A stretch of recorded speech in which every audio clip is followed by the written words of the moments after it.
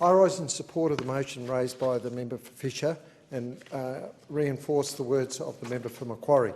Since the invasion of Tibet in 1950 and 51, things haven't changed, and time doesn't right the essential wrong.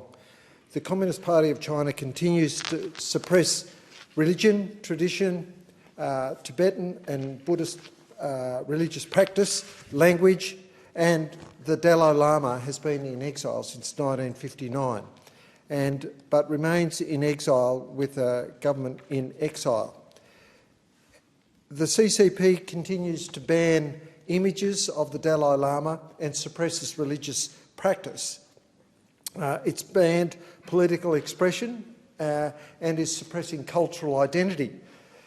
The United Nations has identified at least 1 million children in forced assimilation schools, separated forcibly from their parents on a regular basis of increasing duration as they go from early years 3 and 4 up to their teenagers, and indoctrinated in Chinese culture and try to wash away their Tibetan and Buddhist heritage.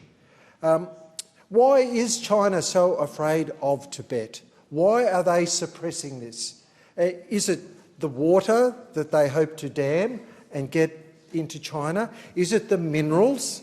Is it the practice of forced and illegal organ harvesting and trading?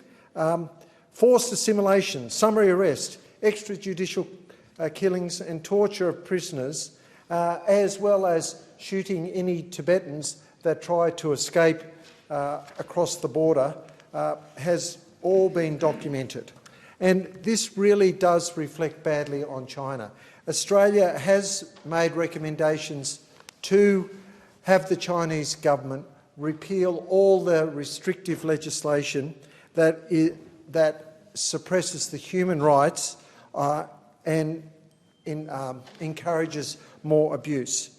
Suppressing a beautiful culture and a religion makes China look weak.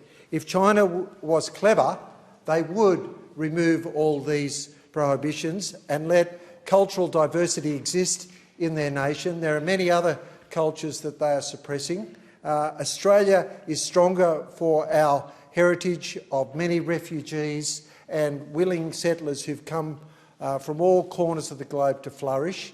Don't be afraid, China.